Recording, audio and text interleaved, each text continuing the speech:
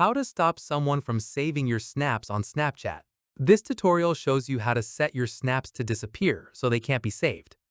First, open the Snapchat app on your device. After that, take the photo you want to send. From there, tap on the stopwatch icon on the right side menu. At this point, change the timer from the infinity symbol to a set number of seconds, like 3 or 5. In the next step, send your snap and it'll disappear right after the set duration, without an option to save. Following this, if you're sending a video instead, tap on the loop icon on the right side.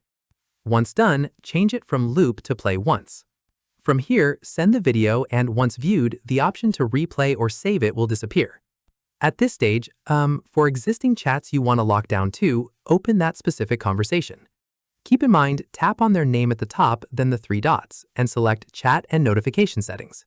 After this, under Delete Chats, choose After Viewing instead of the default 24 hours option.